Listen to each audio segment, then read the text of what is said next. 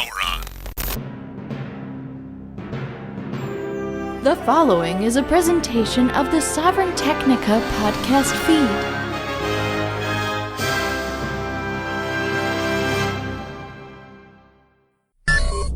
Whew, the man of tomorrow, Dr. Brian Sovryn, the Golden Stallion, Sobzoo, the Rated R radio star, here for another Sovryn Tech X. Woo! And, well... You know what that means? Yes, as it means often enough. Mrs. Sovryn is here as well, Mrs. Ellen Sovryn. Welcome back to the show. Thank you. Glad to be here. Yeah, fully decked out in Devin Townsend attire here. Oh, wow. I mean, you really are. That was a coincidence. But you got the hat on, you have the hoodie on. Yes, so the hoodie's an Order of Magnitude hoodie, which is a live album that he put out. Yeah. That has a mixed collection of music from various different albums. And then the hat is from Empath, the greatest album ever created. Like ever. Yeah. Ever. And I feel very confident saying that. That's bold. Nobody else has to agree with me. That's fine. It's a great album. I just feel that it creates a world, an environment that is very special as far as music goes. You know, okay. Ironically, we're going to talk about empathy later on. Yes. Yep. Okay, and we are going to get to those two stories that we promised that we would in the last Sovryn Tech X that we came out with last week. I mean, it's okay. So Empath is a very positive album, to be sure. It is. Yes. Which is, you know, that gives it a lot of points. It's an album about personal growth, transformation, and overcoming hardship, while acknowledging that hardship is always going to exist. Yeah. It's really how we deal with it that defines who we are. Yeah. No, right on. I mean, that's the thing with Devin Townsend. Like, I love so much of his messaging. He's something else. That's why I listen to it so much, because there's very few artists out there that put out music with the positive and introspective music that Devin does. And I know that he's only doing it to try and express his own journey, but it really speaks to me, which is why I listen to it all the time. Yeah, most great writers are trying to do that. So yeah, it's not like something Kiss would try to do, but I mean, I think they're expressing themselves, you know. But well, anyway, you know, it's funny you say that, though. I want to take a moment. I got a couple things we want to open with here. It's funny you say that, because I said to you last night, we were relaxing. Really, we were working on projects, but I listened. So, and I still can't believe this, that it's been 20 years. I came up and I said, you know, it's like the Evanescence released the 20th anniversary version of remaster of Fallen, their quote-unquote first album. I mean, they had like a quasi-Christian album before that, but that doesn't count. But this is their first album, we'll say. First, you know, major album. And I listened to the whole thing straight through last night. And, I mean, I was just floored at how great that album is. And I said to you, you know, if there's like a top 10 list of albums in history, like best ever, that's easily in the top 10.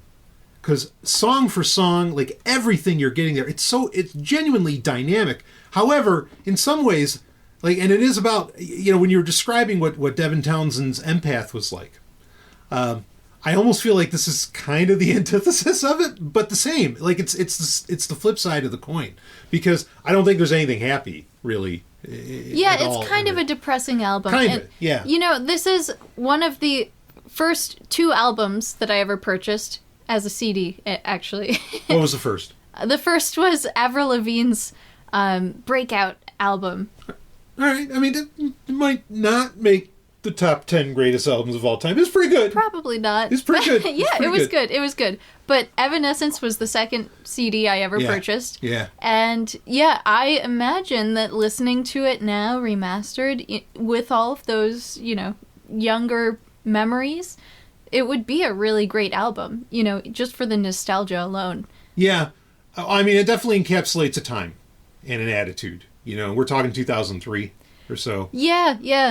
Maybe maybe it even came out a little before that. Well, anyway, I'd have to look up the actual date. I just know this is the 20th anniversary edition. But there's a lot of talent in that band. Yeah. Well, that's the thing. I mean, all right, a couple things.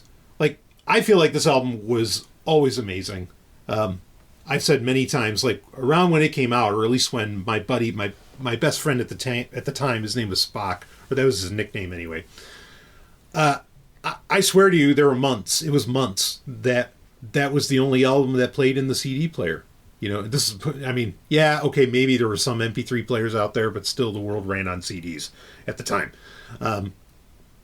And I mean, and you never got bored of it because, again, it's just so dynamic. Everything in it is so deep, and there's like so many stories being told. It's an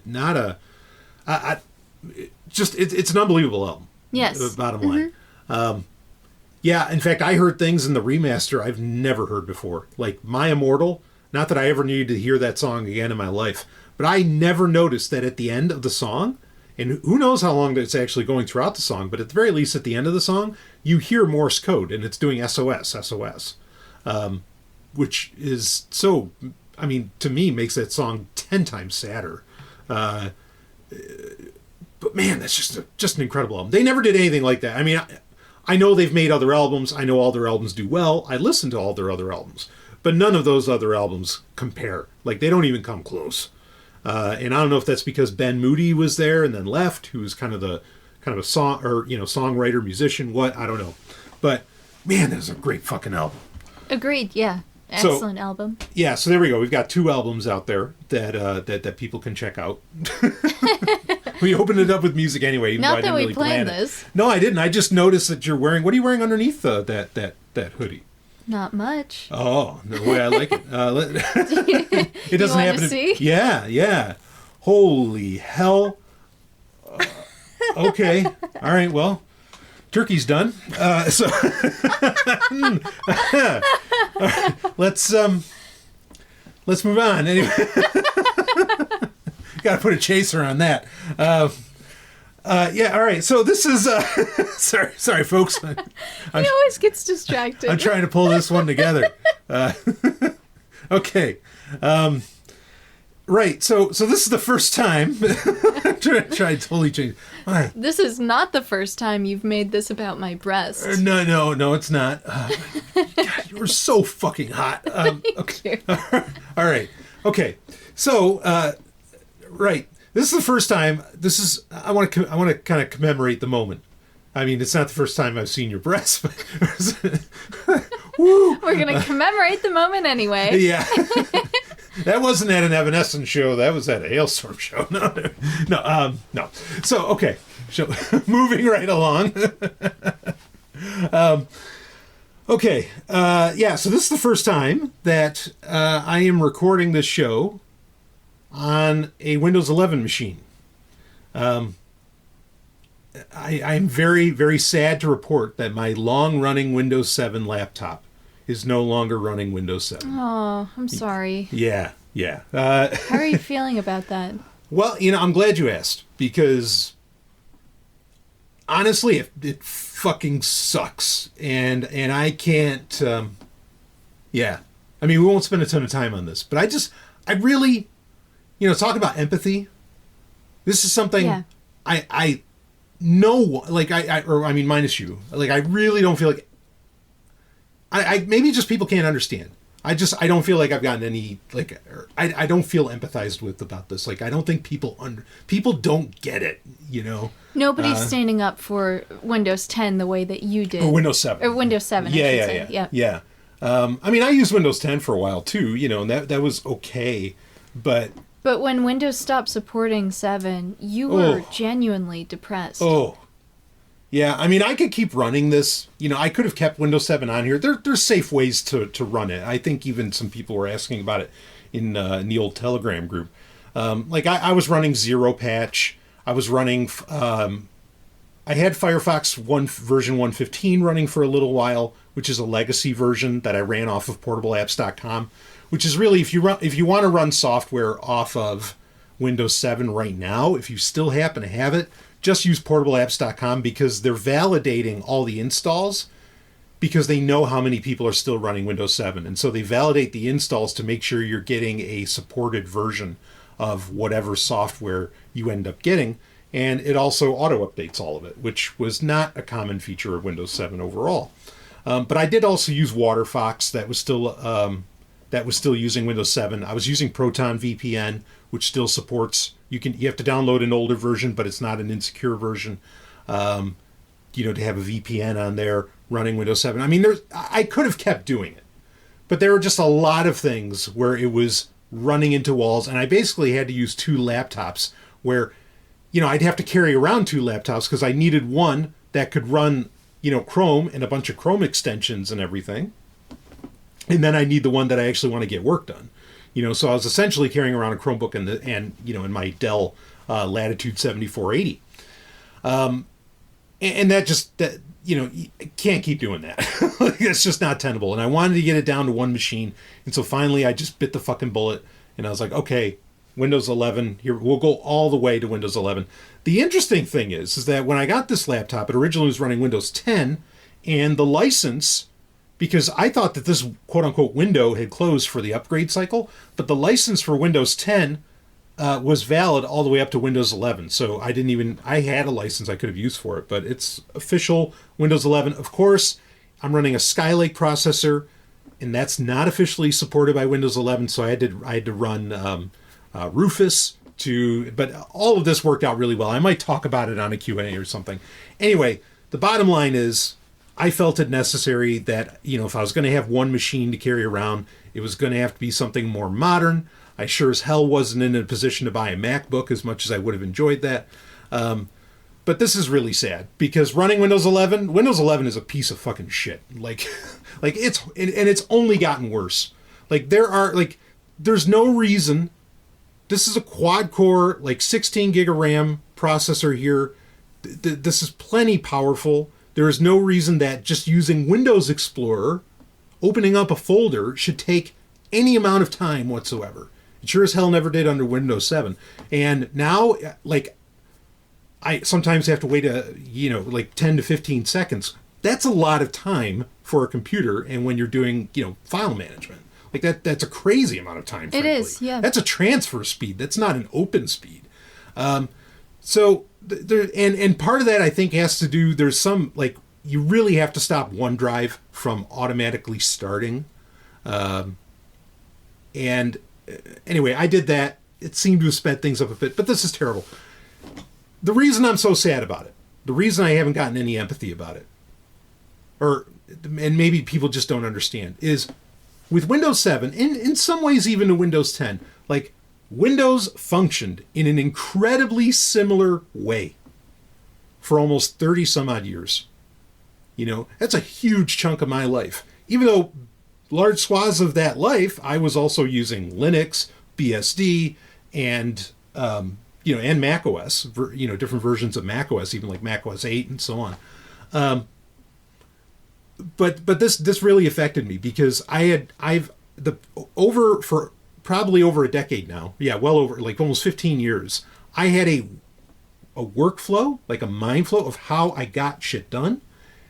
Everything that I did was on my computer, everything I'm into, DVDs, Blu-rays, comic books, music, just about anything you could think of. A lot of it was in my computer, and I just had a set process with Windows, and that just completely went away when Windows 7 died. And not only that, but now, as I'm experiencing the horror, this is a online first operating system, and that's fucking terrible. That's anathema to me. Oh, the horror. No, it really is. Because everything you're doing is getting, is ultimately okay, how can this get to the cloud? How can this get to the cloud? And that's shit. That's crap, and it takes up way too many processes. But anyway, yeah, I appreciate you, love, for, really kind of empathizing with me on this. It's been genuinely... I know some people think I'm being facetious or something. No, you don't. People just don't get it. This really affected me deeply and, affected my, in a very real sense, my entire way of life. Yeah, an operating system, I think, is a tool. Yeah. Is the best way to put it. Yeah. But it's more than that too, because it's also in a way, your livelihood. Right. You have to operate with that operating system. Yeah. And for something that's so reliable and stable and has been there your entire life to just suddenly have the carpet pulled out from beneath its feet, like, right. that must be jarring. Yeah, exactly. And especially when you're somebody who historically had been so passionate about tech in general. Right. You know, like, you really give it, like, this is a part of your life. You know, it's like, I don't know, it's like somebody who works on gasoline engines and then suddenly has to work on, you know, Teslas or something. Yeah, it's like, why do we keep arcades open? All the games there are antiquated, but, like, it's more fun to play games at location when there's all of that, you know, light and sound and the environment. Like, it's just, it's a special experience, and you can jump from game to game in real life. Like, I'm just saying, like, if arcades suddenly went away because, oh, we all have Nintendo Switches, we don't need that. Yeah. Like, I think there would be a lot of people that would genuinely be sad. Yeah, no, totally. I mean, because again, it's like, no, this is how I go to experience games. This is how I've gone to experience games for 40, 50 years, you know, when you're talking arcades. And that's completely legitimate, you know, and there's no, you know, again, part of what makes it so bad with Windows is no one was asking for them to do any of this. No one, other than investors, I guess. Like, nobody was asking Microsoft to change anything. No, I would have lived my entire life using Windows 7. Right. I loved it. Right. I grew up on it. Like, it was perfection. Everybody else, you know, that's my age or older. Yeah. Like, everybody admits, you know, I mean, maybe some people are fond for XP or whatever, but, I mean, you can go read stories, and I've already talked about this on episodes in the past, so I don't want to spend too much more time on it. But just, like, you can go to websites and look up, like, best ranked versions of Windows. And it's always going to be either 7 or XP that wins that. And most of the time it'll be 7. Because it had everything. 64-bit architecture. I mean, like, it had it.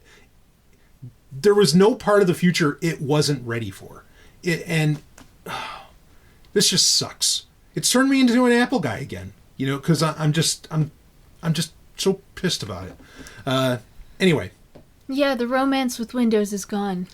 Yeah, I mean, it was always it was a rocky romance. You know, it was always a marriage on you know, kind of teetering on the edge. But right, but now they've gotten rid of your favorite thing about Windows. Yeah, but now the sex is gone, you know? Oh, no! It's like, well, what's left, right? So, anyway, it's really bad. And it's been affecting me. This is one of, like, a string of things. And, you know, I guess a lot, you know, I'm 42 years old, right? And everybody talks about midlife crisis shit and all like that. No, I don't have a midlife crisis. I can adapt to anything. You know, it's just, there was no call for this. You know, like, this wasn't, I don't feel like I was missing out on something or whatever, or that life passed me by. No, I just didn't really want it to change. And, well, you're not the only one, right? There's plenty of other Windows 7 users. Oh, yeah. Yeah, I mean, Steve Gibson, you know, greatest of all time, he's still using Windows 7 on some machine. There's still lots of people that do it, and I applaud them and bravo. And again, the only reason I really did it is, you know, I don't need to be running 6 computers anymore, you know, and I wanted to, you know, again, pare it down to, like, one machine.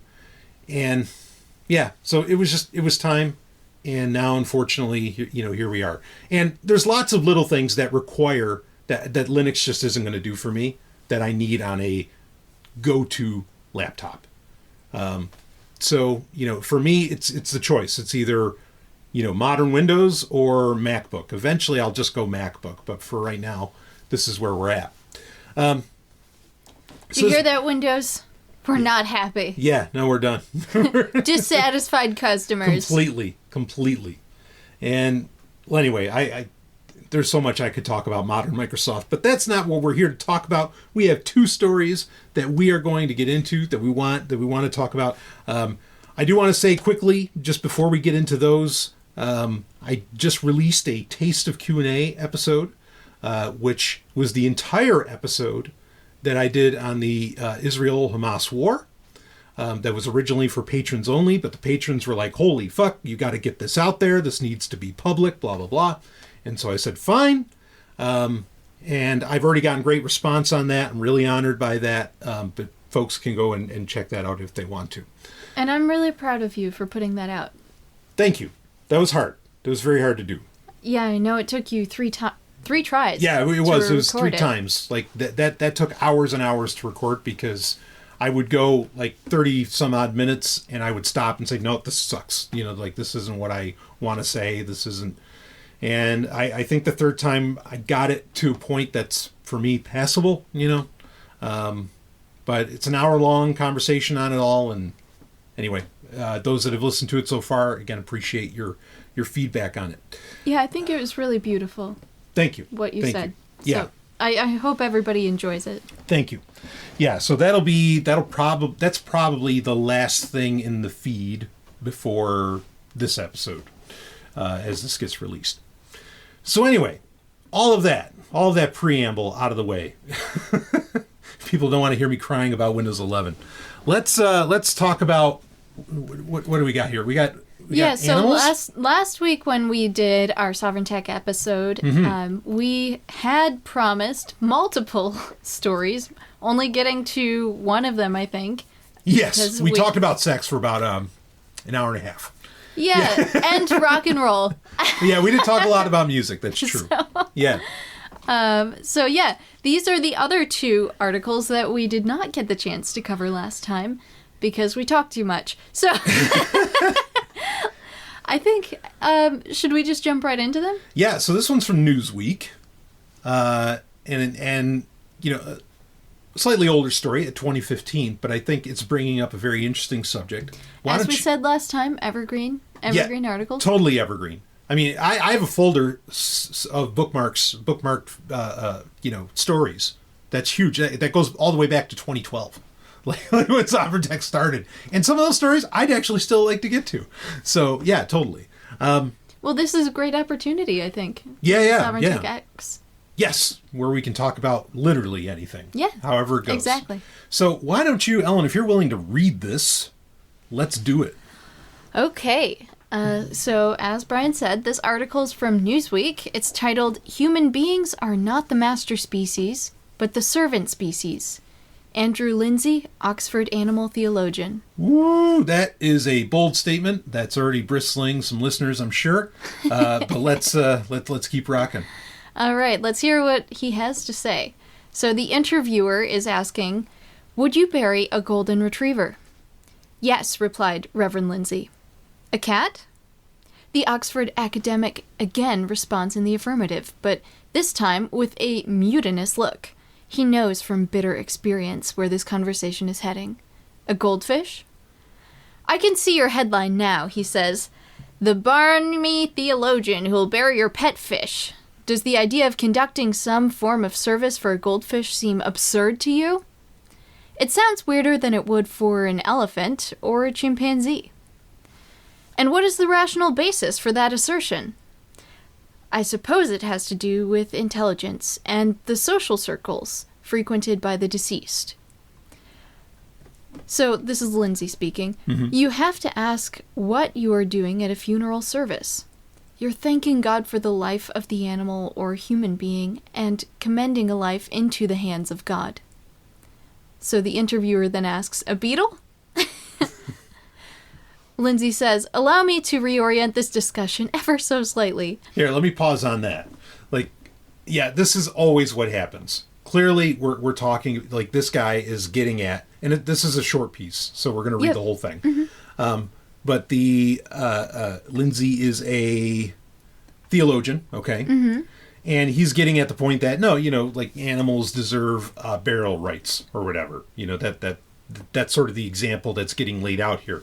Now, anytime someone says that animals deserve XYZ treatment, it's so common for the, shall we say, the conventional person, the interviewer in this case or whatever, to go, well, what about ants? What about insects? What about this, right? They always go to the extreme instead of like discussing the nuance of all the different types of life and the complexity of life. Yeah, well, I just want to be specific here. He's not just arguing for burial rights for animals. He said you're thanking God for the life of the animal and commending a life into the hands of God. Right. So I guess we can just mention this here, and we'll get into a more in-depth discussion later on. Mm-hmm. But I really love what he's saying. I love the heart of what he's saying, despite not believing in God, quote unquote, like the sky daddy, white man in the clouds kind of God. Right. But I do feel like there is a really empathetic sentiment that he's putting out there. Cherishing the uniqueness and specialness of life. Yeah. Any life. Yeah. Well, let's keep reading. Sure. So, allow me to reorient this discussion ever so slightly. From God's perspective, every creature is loved, or it is no creature at all. I'm not saying we have a duty to pick up every dead animal and complete a funeral service for them. The interviewer says, that would be fairly time-consuming. Think of the ants alone. Death is woven into the fabric of existence. Death deserves acknowledgement. It's easy to mock, as Andrew Lindsay is all too aware. The world's leading animal theologian, who lectures on ethics at Oxford, where he is attached to St. Stephen's College, Lindsay, 63, who has professorships at other universities including Chicago, is no stranger to ridicule from the British tabloids. Inconveniently for his critics, the Anglican priest who meets me at his house in Oxford is a highly intelligent and articulate proponent of the theological case for more compassionate treatment of his fellow creatures. The founder and director of the Oxford Center for Animal Ethics offers the animal rights movement the kind of serious academic muscle that Germaine Greer provided for feminism in the 60s. So the interviewer asks, what is the Lindsay Doctrine? The advocation of progressive disengagement from cruelty. If God so loves the world, non-rational creatures must have a look in too. Human beings have a responsibility of a kind that mice or giraffes don't. We are not the master species, but the servant species. Our power should be exercised in looking after creation. You're nodding your head there, I see. Yeah. Do you have comments? I do. And I've written about this in the Sovryn Technica newsletter. I did this 3-part series on, and you can find it on my Medium page. Just go to nwo.red, you can find all this stuff. I did a write-up about, and I only mentioned this like in parentheses, saying that this would have to be a much larger discussion. And I guess to some degree we're going to be able to have it. But there is a very famous verse in Genesis that says, this is after the creation event, after the 7 days, quote unquote days. And, God is saying to Adam specifically, really, but Adam and Eve, he's saying, I give you dominion over the earth and over the creatures of the earth.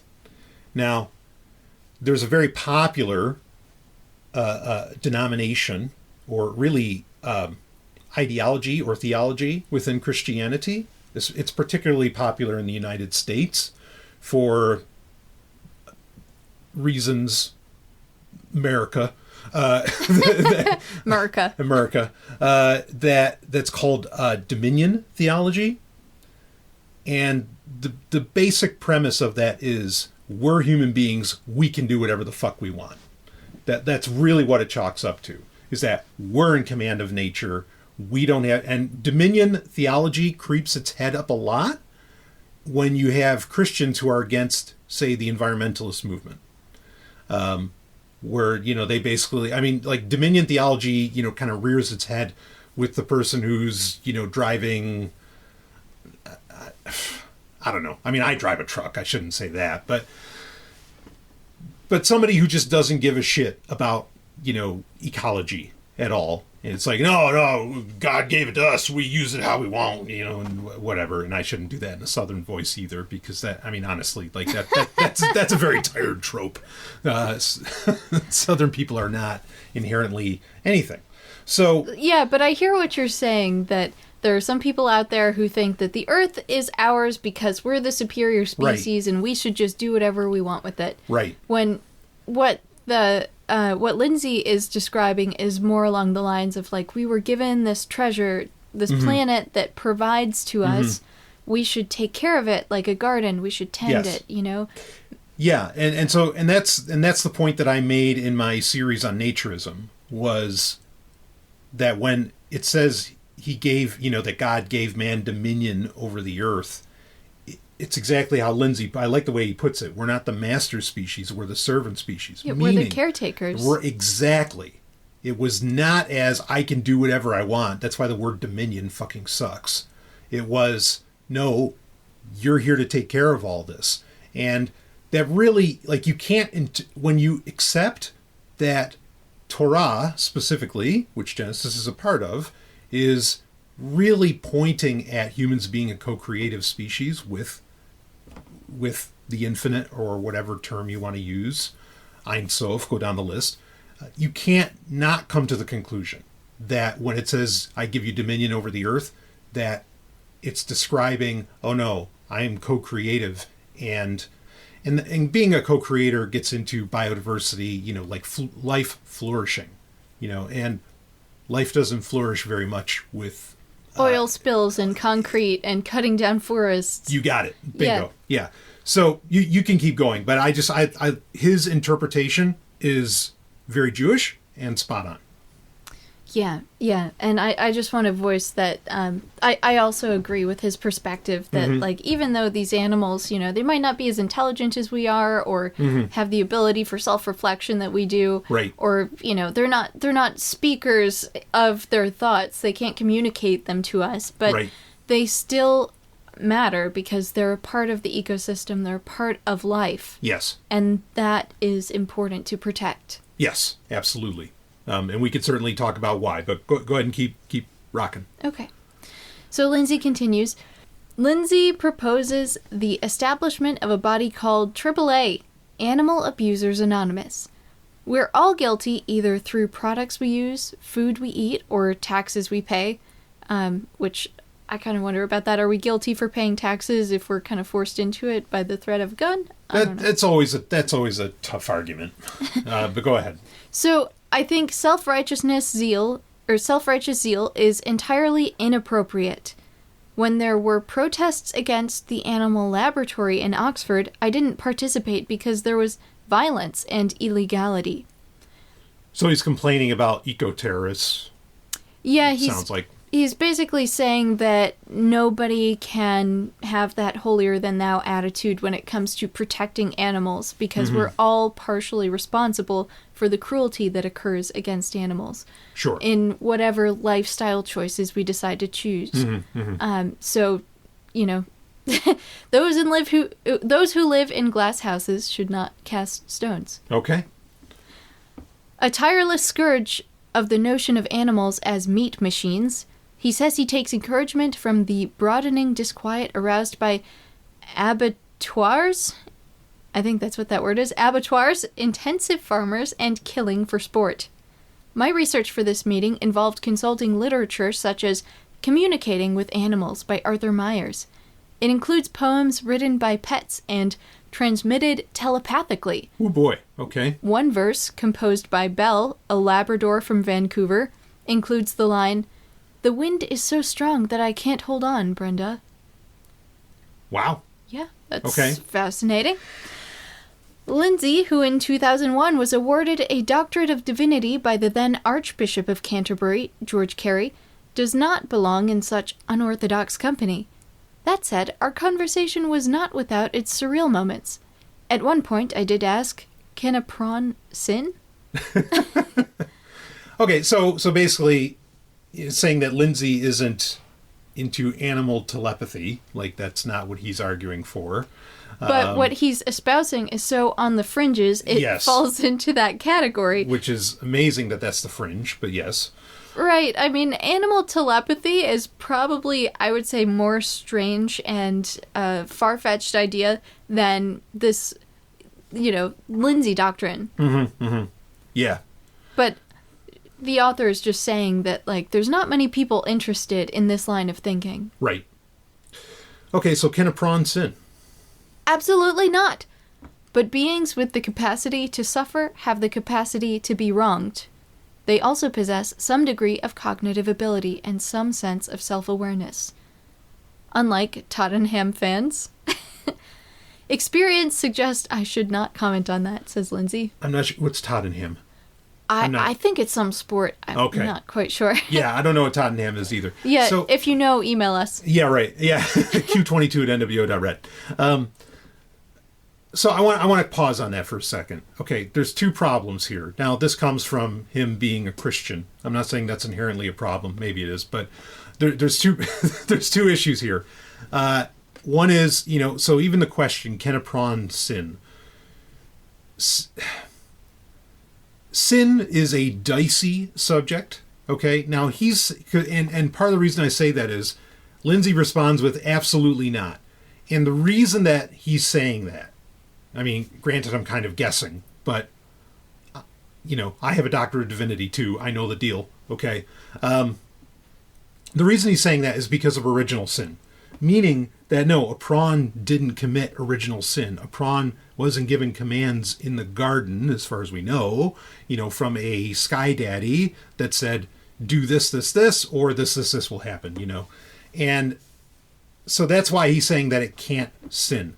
But I have a little bit of a problem with that. Partly because, and he's even saying it, that they also possess some, or what does he say? Absolutely not, but beings with the capacity to suffer have the capacity to be wronged.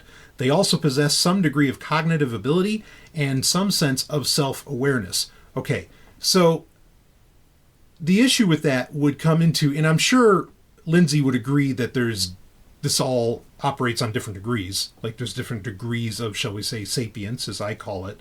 Not necessarily intelligence, but sapience. And like dolphins. So we know dolphins will engage in the act of rape. Okay. So now for there to be rape and, your average people who aren't on the fringes like Lindsay and people who are into animal telepathy do not, we're talking genuine oceanographers and all that, people that they're the quote-unquote real deal and legit and could be on the Discovery Channel or something. Not that that means anything anymore. But they say, no, they describe it as dolphins raping. The funny thing is, you also get people who don't think dolphins, or that don't think animals besides humans deserve shit. Whether it's rights or all this stuff. They will also say, yeah, no, dolphins rape. They're animals. They're terrible. It's like, wait, but don't you realize what you're saying? If you're saying that they're raping, that means that the other dolphin that's getting raped, it's rape. So that means they didn't consent. That's exactly what you're saying by using the word rape. And consent is a conscious act, not instinct. It's a conscious act. And so, but is rape a sin? In most people's context, even Jews who have a different idea of sin would say yes. And so, for him to, it's splitting hairs a little bit, but for him to say that, oh no, like a prawn can't sin. No, there are animals that could do what we would call sin. Now, again, just to be abundantly clear, I don't believe in God. I don't. I think the concept of sin is wildly misunderstood, and I. Thank you. Yeah, and I do not attribute like any. There's no conventional concept of sin that I am espousing or agreeing with whatsoever. So, but I'm just speaking like within their argument, within Lindsay's argument. And I think there's a little bit of problem with that, but that's okay. Like, I just wanted to have the clarity on it. But we can, do you have thoughts or do you want to Yeah, I would love to continue talking more about sin if you want to spend another minute on it. Oh boy. Okay. I just think that, is it fair to say that the idea of sin as we know it today is more of a modern religious invention? Oh, totally. I mean, original sin, like primitive Christians, and when I say primitive Christians, I mean Christians from like the first couple centuries CE, the ones that actually compiled the New Testament, or that were writing it and the books extant of it, they didn't believe in the concept of original sin. That's a complete creation by St. Augustine. Okay, but what about sin itself? Not original sin. Just sin? Yes. I mean, sin is a word, sin is a term, sin is a thing that is discussed, that is talked about within the Old Testament. What do you mean by modern, I guess I'm asking? Well, So I think that when people think of the word sin, they think of, like just performing actions that are by large majority considered to be wrong. And maybe not necessarily... So I guess what I'm getting at is I think there's a lot of things considered to be sin today that are just products of instinct or behavior patterns that have been passed down through generations. Sure. Yes. Okay, so the idea of sin overall is, or what we think of, so when we say sin today, usually that, like you said, it's inferring that it is an evil deed. Correct. Okay, right. Yeah. And it can even be something as innocuous as smoking weed. Oh, that's a sin. Right. How? Yeah, right. Where does it say in the Bible you can't smoke weed? Yeah, nowhere. So are you sinning against God by doing that? Yeah. By partaking in a substance? Yeah, right. That alters your state of consciousness? Yeah, right. Yeah, so that idea of sin as you engaged in an evil deed is a modern...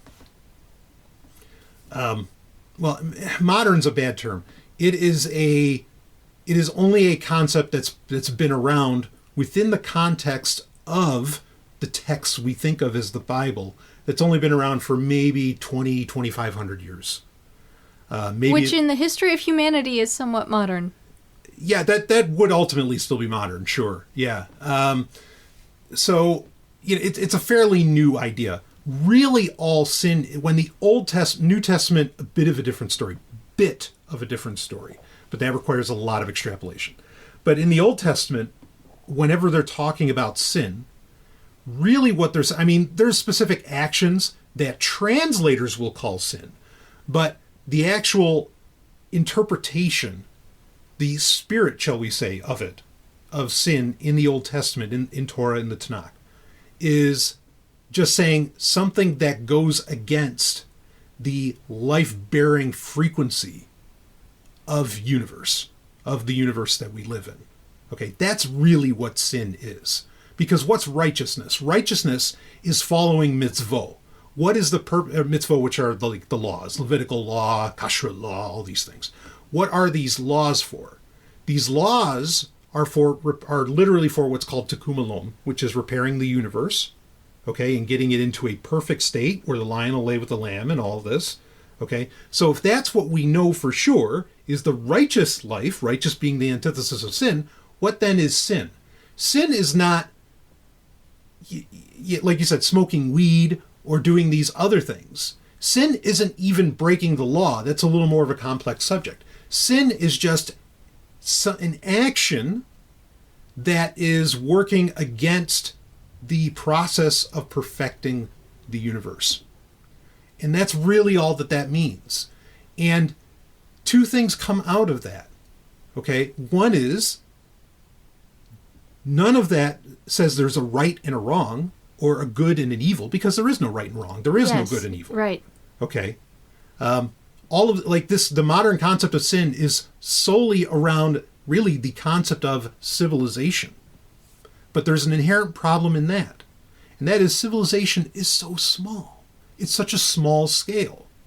Okay, this is the part two, is, we're talking about repairing the entire fucking universe. We are talking about the largest possible scale that you can think of, that your actions, or that these frequencies perhaps, are operating on. And so to say that a person, I don't know, what used to be a very common sin 200 years ago, butt fucking. So to say that, and this was considered such an egregious sin, you couldn't even mention it. Homosexuality? Yeah. You can read, especially in American texts, because America, you can read in American texts where they'll say, the act that cannot be named. Every single time they're talking about sodomy, they're talking about butt fucking when they say the action that cannot be named. Okay? And there's weird reasons why they even say that, but that's a separate conversation too. Okay, so take butt fucking, for example. No, butt fucking is not going to... It's not going to damage the universe, in any way.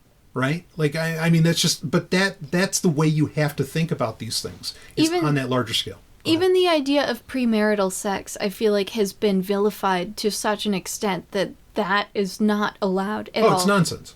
Yeah, in like Christian or Catholic circles, like the idea of premarital sex is anathema. Yeah, right. That's considered a sin in a lot of different denominations of Christianity. I would say most, perhaps not all, but no, there's no harm in that. Like, I mean, and that, again, that's a modern invention. We could get into where, there were certain times perhaps where premarital sex could have been seen as a problem for like the health of a very small nation or something along these lines. We could get into more anthropological concepts around it, but no, it has nothing to do nothing to do with right and wrong. Right. It has nothing to do with right and wrong. Because, again, like, what is even marriage? If we go back to kind of this, again, what Lindsay is fighting against, which is this dominionist theology, right? That, which comes out of Genesis. Okay, well, then let's go to Genesis. What does Genesis say about the perfect relationship? Adam and Eve didn't get married. Not really. They went off together and lived together and, go away from their parents. Like, God describes it that way, but it's just an action. It's not some kind of, service or anything that's given there. Okay? And they were fucking. But they had tons of kids. Right, but who the hell married them? No one. And so again, like, I mean, and it's funny because our laws used to understand this. That's why you have like common law marriages and all of this, because, what if there's no one around to marry you, but you've lived with a woman for, like you're like Henry David Thoreau out in the middle of nowhere, and and there's no one to marry you, but you've been, say, with a woman, not that Thoreau was, but if you're with a woman, you've been with her for 10 years, like, if you believed in God, under the eyes of God, how would that not be a marriage? Exactly. Yeah. And so, but then by, more particular Christian definition, that's premarital sex because you didn't have a priest there, or you didn't have a pastor there. And it's like, and so what? And yeah, this is what people don't get, is that it and a part of it, I'll end off with this, and we can keep getting into what Lindsay has to say. This concept of good and evil, it really comes out of translations into other languages, and of these ancient texts, of these biblical texts, and people don't want to admit that. So, anyway. I just wonder, because there are a lot of actions that people perform that bring them joy or pleasure or whatever that are considered sins. And it's really just the religious establishment that punishes people for performing those actions. Yes. There is no, hellfire raining down. No, right. And we even, I briefly mentioned this in the last episode you and I did when we had that hour-and-a-half conversation around sex, that when we started talking about sex magic, that a lot of the priesthoods, the authoritarians in this sense, not all priesthoods have to be authoritarian, but in this sense, the priesthoods from Egypt to Rome to, Greece, all over, they knew the power of sex. And so, do you put stipulations on sex? Oh, you can only have it once you're married. And that has to be agreed upon by the priest and, and all this. Like, I mean, you can see how the system's stacked against you in this sense. And it all comes down to, they weren't playing by those rules. They just didn't want everybody fucking and potentially creating a better world. So, anyway. And if I can just say one more thing about sin. I mean, if you study animals in general, if you study biology and pay attention to animal behaviors, you'll notice that there are many species that engage in what we would consider to be sinful acts, like rape, like murder, like, killing babies, stealing. Or orgies, honestly. Or orgies, yeah. I mean, bonobos, engage in orgies. There's and homosexuality. Yes. Homosexuality is wildly prevalent in the animal kingdom. Wildly prevalent. All of these things are. Yeah. So I'm just saying, if if there are all of these other species around us committing these atrocities on a daily basis, what makes it any different for us to perform those actions? Yeah. And what makes it specifically a sin? Yeah. Yeah, this... Especially considering what is said in this article about, you know, animals having some degree of self-awareness and self-consciousness. I mean, if we're going to argue that that's what sets humans above other animals, okay, yes, maybe that gives us the responsibility of being a caretaker of the area that we live in, because we're aware of our surroundings and how that affects us. But that does not necessarily equate to, like, we're going to hell when we do these same actions. Yeah. You're really hitting at something that's at least, I mean, it's way older than even this, but ideas that are hundreds of years old, you know, and we can go right back to the Enlightenment. But before I go there, you know, we go there, why don't we wrap up the story? Okay. So Lindsay is engaging, bright, amusing, and above all, sane. The mainstream church, he argues, will slowly become more active in its opposition to what he sees as institutionalized cruelty. I'm not a starry-eyed idealist. We're experiencing a gradual paradigm shift from the idea that animals are commodities to the idea that, as sentient creatures, they have dignity, values, and rights. The Christian church has made similar shifts on the rights of women and gays and of the child. Things advance. This is where somebody like Richard Dawkins, say, gets religion so terribly wrong. He doesn't understand that the church is like a river and changes much as science moves on. He dwells on the worst of history. That's like judging secularism by Hitler, Stalin, and Pol Pot. Well, most Christians do that. So, yeah, well, I'm just going to say. I judge secularism too. Yeah, right. You don't have to be a Christian to hate it. Yeah, but continue on. This tradition of ever-broadening compassion, he argues, is not finished yet. And thank goodness for that. Pope John Paul II condemned liberation theology. Pope Francis welcomes it. It is possible to witness some amazing reversals of attitude. And how, I ask him, can such transitions best be accelerated? Lindsay replies, I would suggest 3 things: belief, perseverance, and the ability to live long enough. Yeah, kind of reminds me of my old saying of outlive the state. That's how you beat it. But but yeah. Yeah, well, he's making a similar argument that these changes do come if you believe in them and you are able to be patient enough to see it unfold. Right. Yeah. So do you have thoughts you want to share on this? Like overall? Yeah, so just in this last few paragraphs that I was reading, I do feel hopeful in what he's saying, that the church is starting to take a stance against what they see as institutionalized cruelty, which absolutely it is. I mean, there are plenty of institutions spanning multiple different industries that rely on committing cruelty against animals in order to achieve results or produce whatever they need to produce. So the fact that people, even religious people, are starting to turn against that behavior and realize that it's atrocious, I find that very hopeful. And, you know, we were just talking about how, like, sin and right and wrong, our modern ideas of these are so off base, and, you know, maybe there's no such thing as right and wrong. I guess that also applies to what we're talking here. Like, cruelty to animals absolutely is not right or wrong. But if we're, you know, beings of empathy, if that's what keeps us together as communities, as families, as, you know, loving beings, we should have that for the other creatures that we can see that characteristic reflected in. Yeah. Yeah. No, well said. Well said.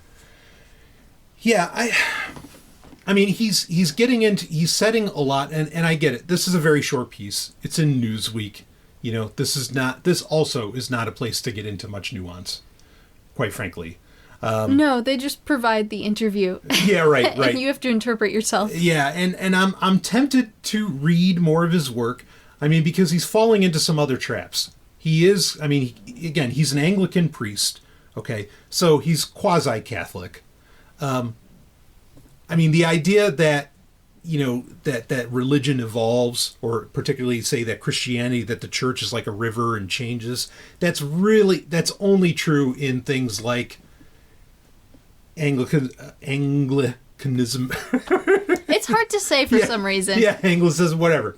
I mean, it's true there. It's true in denominations of Christianity where there is a centralized body, kind of like the College of Cardinals for Catholics, or in like Eastern Orthodox Church, where there's a body that has the ability to make, shall we say, holy interpretations, sacred interpretations. Like they are the ones that say, no, this verse means this, and you have to believe it because they are the church. Okay. Because the Bible, as most Christians understand it, doesn't change. Like it is no river. In fact, that's what Protestantism arguably is all about, is the idea of going back to what it was meant to be, and that Catholicism and all these other churches just fuck shit up and yada yada. So his I mean, like, I appreciate what he's saying, and yeah, you can have very different ideas between, JP the Two, Joseph Ratzinger, Benedict the 16th, right? And even Pope Francis today, you can have very different interpretations, sure. But that really only works, his idea really only works within these denominations that have that, where the Bible isn't the source of all truth, but where the church is the source of all truth. Those are two very different things. Okay. So there's that. I mean, I love what he's saying. Like, I feel like I'm being very critical. No, I love the abstract notion that he's laying out there. I think that's wonderful. Well, I love that you're providing the criticism on religion because you have a lot of knowledge in that area. Yeah. But yes, ultimately, I chose this article to cover because I also have very strong feelings about, the heart of the message here. Mm-hmm. And that is that, cruelty to animals is something that we need to get away from. Yes. Yeah, I think, you're totally right. And again, it's great in whatever ancient, or shall we say traditional or legacy institution, whether it's the church or whatever, for them to, quote unquote, hate to use the term, but whatever, it doesn't mean anything anymore anyway, but for them to wake up, or for them to come to evolve, to come to this realization is wonderful. And I'm completely with you on that. I mean, part of the problem is that he's arguing from like that they have value and rights. Now for him to say dignity, now there's a word that makes sense. But to say rights, that's like good and evil. There's no good and evil. There's no rights like that. Yeah, that's another human created idea. Exactly. Like what a cat doesn't understand rights at all. No, it's just, the strong survive, the fast survive, the cunning survive. Yeah, exactly. And those who are less than that, well, maybe they don't. Yeah. I mean, so, does a cat have the right to scratch your face off? No. But it thought it was funny. So that's okay. You know what I mean? Like, it's like, well, no, like, okay, it's your toy. Or self-defense, Right. And I'm not saying it's okay, but yeah, and it could be self-defense as well, and again, that gets into value and dignity. And dignity ultimately comes from, dignity is just a somewhat fancier term for respect, right? Yes. And respect is at the heart of all value. Respect is really the key word. And I do the same thing. In fact, I lifted the term from Patrick Stewart many years ago, the dignity of all species, which is a beautiful thing for Star Trek to teach, which is what he was talking about with his fish Lexington. Anyway, long story. But so this idea of dignity of all species, while there is no good and evil, there are things that promote life and things that destroy, right? There are things that are entropy and things that are anti-entropy, and I think we all, or most of us, including the animals, want to live. Yeah, we all want to live, and hopefully we all realize how precious and rare life is, considering, the expanse of the universe. Yes. And how few planets are out there that could harbor anything close to life. Exactly. Yes. So, I'm bringing this up to say that if there were something that we could call good, that we could try to use that term for, like, okay, if they're like, yeah, but it's just so easy to know what's good and what's evil, right? It gives us nice, simple rules to go through in life and be able to say, oh, that's bad. There are no simple rules. No, there are not, right? But if there was one thing, and I've argued this many times, I've done a whole segment on it over a couple of years ago, or maybe it was 3 years ago now. But if there was one good, the one good would actually be biodiversity. Why? Because biodiversity allows for not just the promotion of life, as in more life gets created, but it allows for resiliency of life, right? Yeah. Because if one virus or something comes through, but if there's biodiversity in an area, it only wipes out a small section of the ecosystem as compared to all of it. Also, there is the chance that the remedy for a virus or something like that could be within the more diverse areas that you know of. I mean, think of the Amazon, where medicines have constantly been researched from the unique life or rare life that exists there because of the biodiversity, the biodiverse nature of the ecology. Okay, so, or the ecosystem there. And so if there was a good promoting life, which is done through biodiversity, by having as much alive as possible, that's all you've got. And this is why I think people take forever to get to this, because we talk about things as in, oh, good, bad, sin, righteousness, or rights, denying rights. Yeah, there's always these dichotomies. Like, it's black or white. Yeah, these weird dichotomies that, again, are made up. They're not real. They're nowhere. You can't measure them. They don't exist. It's only until you get to, okay, wait a minute, what gives me the best chances to flourish as a creature? And what does that, again, in my argument, is entirely biodiversity.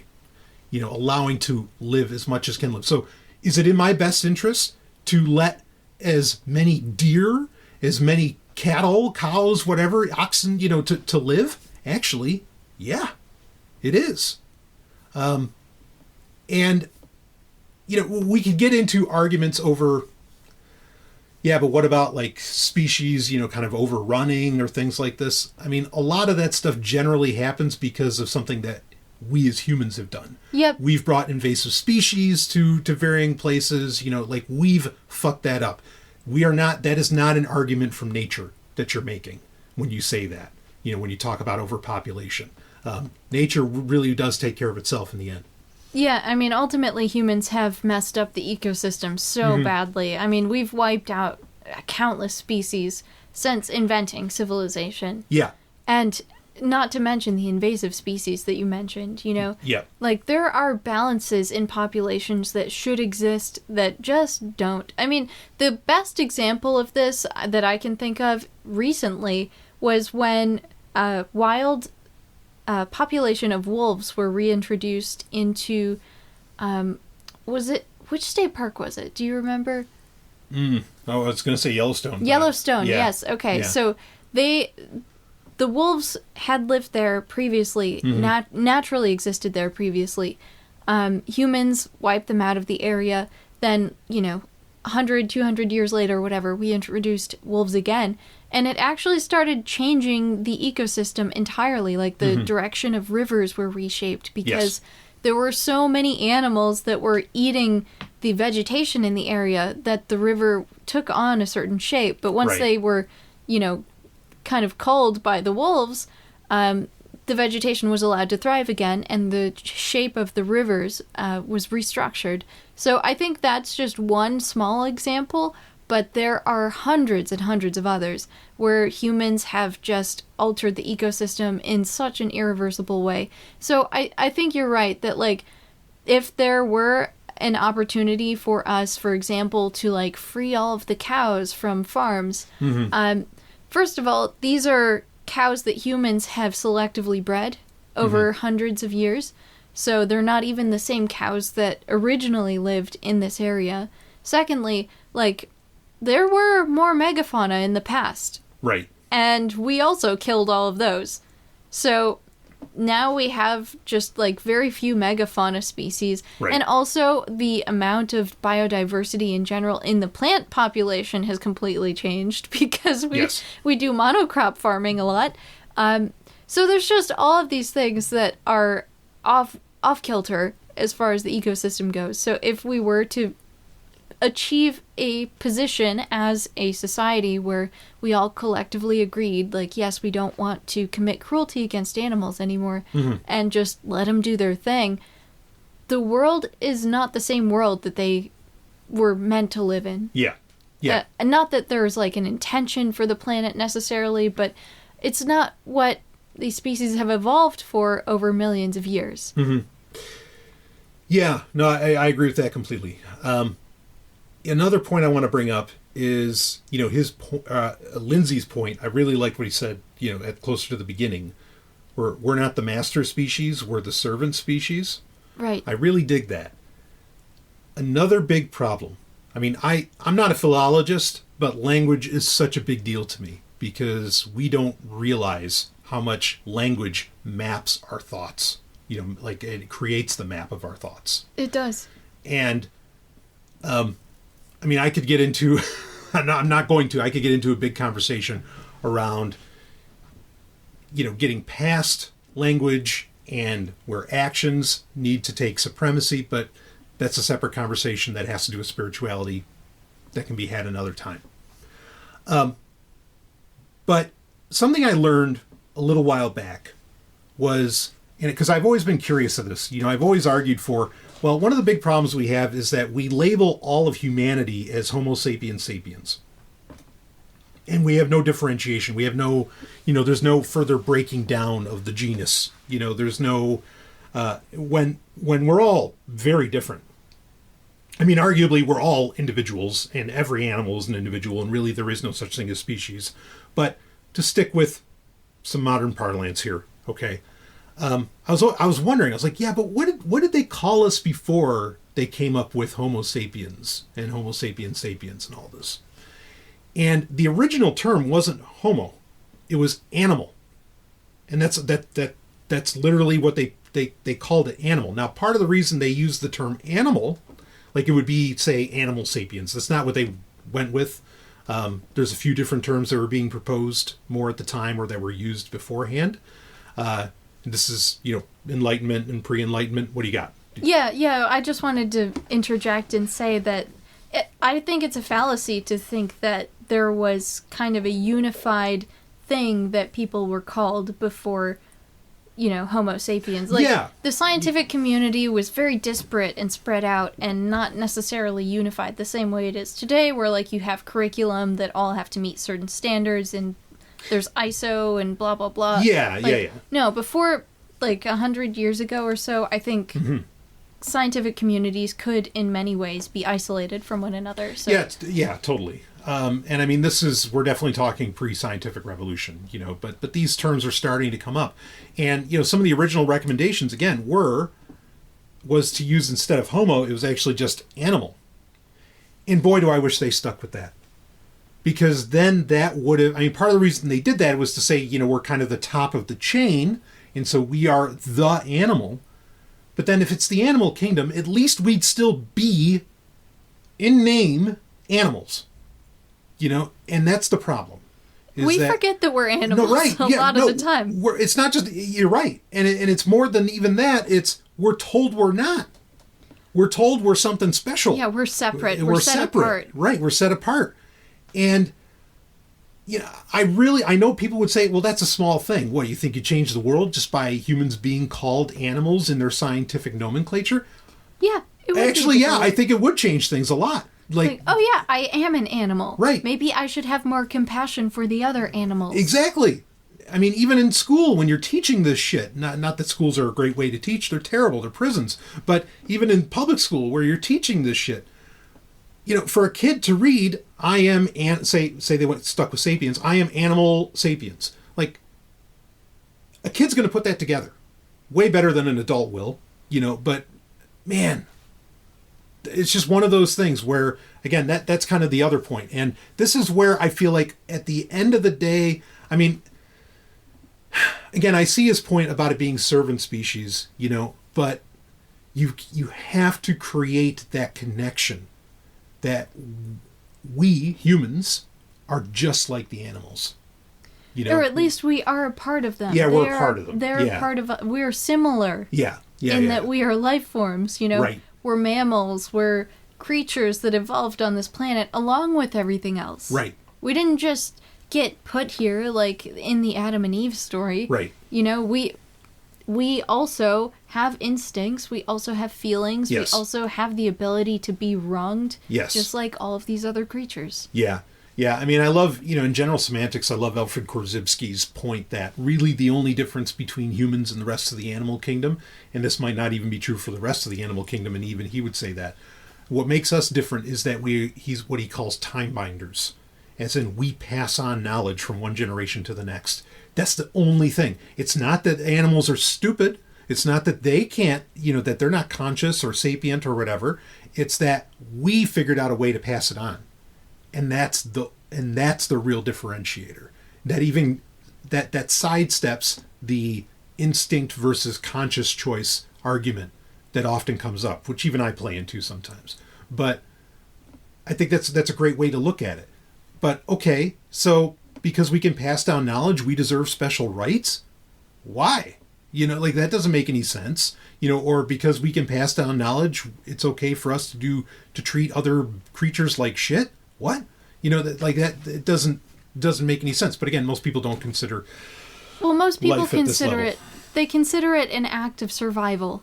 Like, most people don't think that they would be able to survive unless they were able to eat animals. Or we wouldn't be able to find cures for illnesses unless we were able to utilize animals for testing. That kind of behavior. So I think there are people who recognize that it's cruelty to animals, but they feel that it's justified because we need to survive.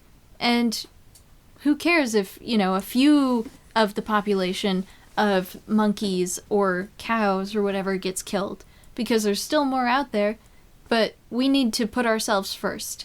And, not that I necessarily disagree with the idea of being selfish, because I do feel that that's important for survival. Yeah, and we all want to survive. Yeah. But I still don't feel that that is a proper justification for committing some sort of abuse against an animal that can clearly feel and think and form connections. It just doesn't feel like enough of an argument. Yeah, so this is where I like to flip. Now, I mean, fortunately, I don't run into too many assholes in my life, at least not that I talk to them. Or maybe you just don't get into this conversation with them. Right. But I have, because I've been a vegetarian for so long. Yeah, well, this is where you get to flip the argumentum ad absurdum on them. Because where they come after you and say, well, what about the ants? Do you not step on ants? And all this. This is where you get to flip the script and say, well, but I have to eat meat for survival. Or, like you very well brought up, that, well, but we need animals for testing. Which, by the way, there's an entire new scientific revolution going on right now of how do we still get the same results without using rats anymore. Like that is a big, big push in the scientific community overall around the world, minus China. Actually, just if I could for a second. Yeah, please. When I was in college and I was taking a lot of these bioengineering courses, there were people in my class who were working in laboratories where they had to, perform surgeries on rats and things like that. And I think there is a lot of discomfort around it. Yeah. Even if people don't like to talk about it or admit it, when they speak about performing experiments on rats, they really... There's something is unsettled inside of them, and they just don't feel right about it. Sure. Well, and I know we're going to talk about more about empathy in a minute. I mean, as I always bring up, rats also feel empathy. Like, they experience empathy. They have the capacity for empathy. So, for a human to not feel so good about it, yeah, I bet. Why? Because your empathy fields are both smacking each other and saying, what are you doing to me? But yeah, right on. Yeah, and if you see an animal that is exhibiting those traits, Mm-hmm. and clearly they're in pain and you're causing it, it just feels like a complete psychological, psychopathic disconnect for you to not respond and say, oh, I'm sorry, I'll stop. Yeah. Yeah, right on. So here, when you get into this kind of argumentation and somebody decides to go the ridiculous route and say, well, you don't step on ants, do you, and all this. Well, certainly not on purpose. Right. But you can flip the script on them and say, so why do you eat, why do you think animals, we can be cruel to them, or we can kill them, or we can do whatever?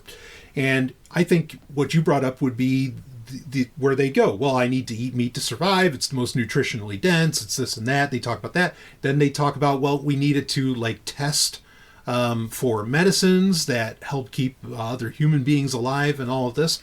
And this is where you get to go absurd, and you could, and I would just call them a Nazi and say, well, that's what the Nazis thought. They just used humans. But ones that they thought were inferior in some way. Right. But I'm just saying, you're exactly right. But that's where you can flip the script on them. Fortunately, I haven't had many opportunities where I've had to do that to somebody. But if someone wanted, if you wanted to go that direction, I mean, again, that's what the Nazis did. And in the quote unquote Western world, there was I guess to run with Lindsay here, there was a come to Jesus moment in Colorado in the 80s, where there was a massive ethical debate, hundreds of doctors, scientists, and everybody saying, is it even right? Is it ethical of us to use research from the Nazis, from the real Nazis, from the 40s? Because this research, which, let's be clear, forwarded medical science by a century, because it was done not on animals, not on plants, not on amoeba. It was done on humans, straight up. And the debate was there. Should we use this information? Is it even right to do that, considering the horrors that we're engaged in to achieve it? Now, the ultimate answer was yes, we should use it, because it's the only way to, it was a way of honoring the lives that were lost, in all of this. And I understand, I really do understand where that's coming from. But this was a massive ethical debate from the best and the brightest in the world around, is this okay to do this? Now, I'm glad that they were at least conscious enough to have that debate, and to talk about it. And, the human species, if I'm going to use that, does, how did he describe it? Like rivers, it changes, okay? And, I mean, I'll just say this straight. I do think that probably in the next century, and I plan on being here for that, in the next century, I think that meat eating is going to go the way of the dodo. It's going to be so fringe. Well, at least let's hope that it goes back to local farms, right? Yeah, Not large-scale production. Yeah, I appreciate Lindsay's point that he's talking about cruelty, not necessarily saying that, it's not that you can't eat meat. The problem is cruelty, right? Yeah. And so I know it's a bit of a middle ground, but go ahead. So when I have this conversation with people sometimes, usually what I've heard is that, there is no cruelty being exacted on animals. Mm-hmm. They don't experience cruelty. They die so quickly. They don't feel the pain. Mm-hmm. But to me, that just doesn't feel like that good of an argument either, because you're still ending the life of that animal.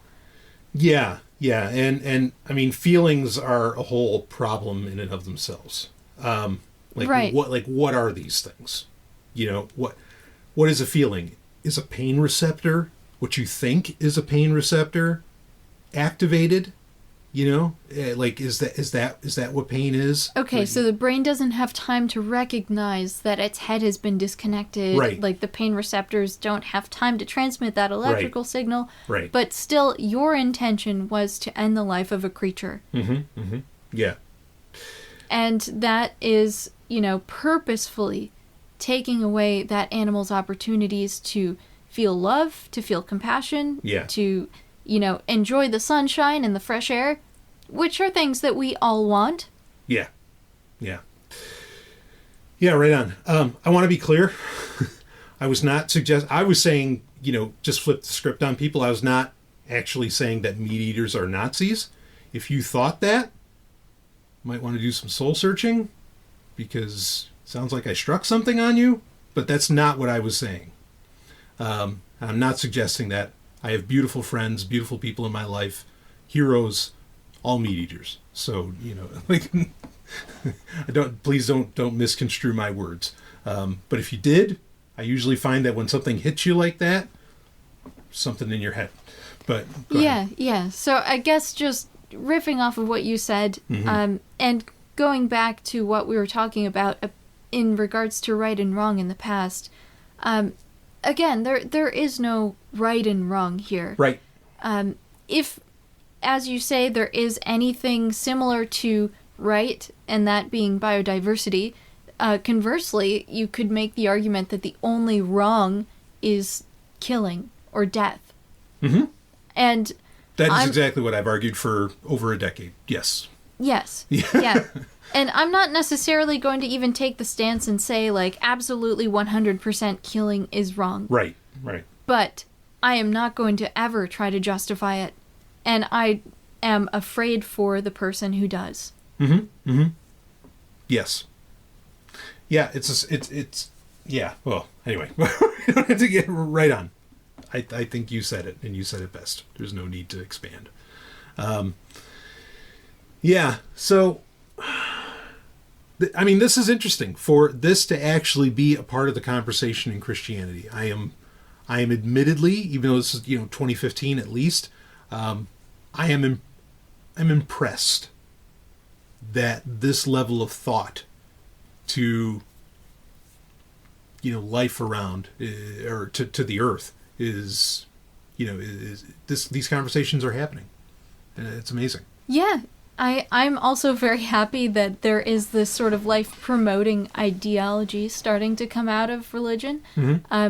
It doesn't even really matter to me where it comes out of, but I agree that, like, we can't be self-righteous in thinking that we don't contribute to animal cruelty, because we all do, in some form or another. Even just by supporting the system that is civilization as we know it, is in a way promoting animal cruelty. Right. And I also think that it's important for us to try and reduce that wherever we can. Yeah. So, like, I'm not saying that we're angels in this either. Like, I think you're an angel, but... Thank you. I'm just saying we're not perfect. No. We still contribute in some way to animal cruelty, but we really purposefully try to minimize that in every way that we can. Yeah. Except for you when it comes to flies in the house. You are pretty vicious. That's true. But this is an opportunity for us to reconsider our relationship with every living creature. Yeah, I mean, and this, boy, you know, that's a great point to bring up. I want to take just a moment on that. Then we have a thing. We have another story. We're gonna do it. Yeah, we are. Okay. So this is really a. Oh man, this is such a nasty, vicious little cycle. Okay, because. So why are flies a problem? Flies are problems because of, like, modern living standards. Well, okay? they spread disease. Yeah, they spread disease. Right. Now, that's not the fly's fault. That's the disease's fault. You know, like, if you're mad at mosquitoes for spreading malaria, it's not the mosquito. The problem is malaria. You'd have to ask malaria what the hell the deal is. All right, Okay. well, malaria is not a living being, first of all. Well, yes. And second of all, mosquitoes actually, they don't just take your blood, they also vomit a little in your fucking skin. And why do they have to do that? Well, right. If you just want my blood, take it. Right. I don't care. You know, I've got more than enough to spare. Right. Right. But the fact that they have to leave behind whatever they picked up previously, not cool. Yeah. Well, all right. There's another conversation we had around malaria, but we won't go there. Okay. Another thing that was cured by an Amazonian plant, the cinchona bark. Yes. Yeah. There you go. But flies, like, really, like, being annoying. Okay. And not just annoying, but life-threatening, among other things. I mean, part of the problem, like, okay, 1 million flies are born, great, as long as there is a nice, easy way for me to let you all out, you know, of my hut or whatever, you know, dynamite. But you used to be able to do that. Like, human structures used to consider these things. Now, human structures are, who gives a fuck, we'll call the exterminator. And yeah, and they also are completely self-contained units. Like, we hold a lot of waste inside of our house. yeah, You know, like our compost bin, our trash, yeah, the sink, whatever. Like, that's food scraps for the Right. flies to feed on. Right. Which I think humans in the past were smarter than to bring that stuff into their house. yes. No, I mean, and I mean, let's go back to Lindsay's stuff. Let's go back to, you know, Toran. What does it say about a lot of these things? A lot of the science, and I use that term quite literally, a lot of these science and advanced technology that existed in, say, the book of Exodus and within, you know, Torah, within Levitical law and everything, was to keep a lot of this shit from happening, from it being a problem. So, you know, I'm not saying that I'm in the right, okay, but also, yes, I would love it if there was and, you know, someday, certainly, you know, we have our designs for how we want to live. I would love it if someday, you know, we're living more in a way that allows the bulk of nature to roam free in and out, you know, and not bother you. And I think that there are ways to do that. And I think your point about it being a self-contained unit, like that, our food, our waste, all the stuff is in one area. That is a very modern invention, you know. Yeah. Like, I mean that or way of doing things. I mean, even just 100 years ago, most houses had outhouses. Right. You didn't go to the bathroom in your house. Right. You walked out to the outhouse. Right. No matter what time it was. Yeah, exactly. And the fly would be far more interested in that than they would be in, you know, your actual home, perhaps. Mm-hmm. Yep. You know, it's just a sweeter target, right? Richer target. So, you know, it's all connected, man. It's all of these. Life finds a way. Yeah. It's just, yeah, a lot of it comes down to, and right now, you know, what can I say? How can I justify some of the ways that I live? And this is true for all kinds of things, including technologies I use. A lot of it is really to, on a very short time frame, get to a point where I am living the more fully ethical life. You know, I mean, and this is how we all grow. We go through the moment of where we discover something, a new way, and then we have to figure out, you know, we get challenged by it. We have our conviction, and then we have to figure out, okay, how do we go forward? And you can ignore or you can make the change. Sometimes changes take years. And, you know, I'm certainly on that path. And, you know, I think we are, you know, you and I. Yes, we are. Because ultimately what we want to do is just live like the ancients did. Yeah, yeah. And that's, you know, even doing that requires making our way through society first. Yes. You know, saving up enough money to buy the land so that nobody comes knocking on the door like, where's our tax money? You know, like, we just want to have privacy, and that requires, you know, resources. Right, right. And I mean, and this is the problem. Like, there's really no wild anymore. Not true wild. There's wilder that we want to run off to, but there's nowhere where you go, really, where, you know, someone can't come knocking on your door and saying, hey, you're not supposed to be here, or cough up, you know, $5,000 a year or a month or whatever, and, you know, for you to be able to stay here. Like, there's nowhere left like that on Earth. And that's a problem, you know. if you just want to be left alone. Like, it's very difficult to just be left alone. Anyway. There's just too many people. Well, there's that too. Yeah. That's and people willing to enact violence against other people. Yes. Yeah. For whatever they think is right. Yeah. Yeah. So, that's it. That was wild. Great conversation, though. Yeah. All right. So you had a Wikipedia article. Let's shift gears. Oh, boy. You had a Wikipedia article. I don't know if... Can you make that bigger, please? Yeah, I can. It's actually not that long. No, it's a short article. And Right. that's part of the reason I chose it is because it's short, but it also describes something that... I think the way that I put it to you was like, it's something I've experienced many times in life, but I never pinpointed it or put words to it. Okay. But this article does. Okay. Are you good if I read it? Please, go for it. All right. So it's the hot-cold empathy gap. So it's hot-cold empathy gap. A hot-cold empathy gap is a cognitive bias in which people underestimate the influences of visceral drives on their own attitudes, preferences, and behaviors. So, just a quick note, visceral drives. This is a section that will be covered more in depth later in the article, but it's very important, so don't forget that word. Okay, visceral drives, I like it. All right, it is a type of empathy gap. The most important aspect of this idea is that human understanding is quote-unquote state-dependent. For example, when one is angry, it is difficult to understand what it is like for one to be calm, and vice versa. When one is blindly in love with someone, it is difficult to understand what it is like for one not to be, or to imagine the possibility of not being blindly in love in the future. Importantly, an inability to minimize one's gap in empathy can lead to negative outcomes in medical settings. Example, when a doctor needs to accurately diagnose the physical pain of a patient. All right, I want to stop for a second. So is this basically saying you can't know the sweet without the sour?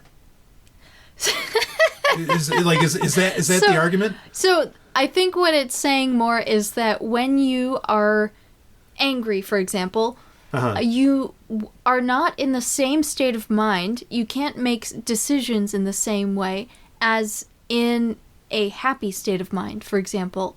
And you might not even recognize consciously the differences in the decisions that you would be making.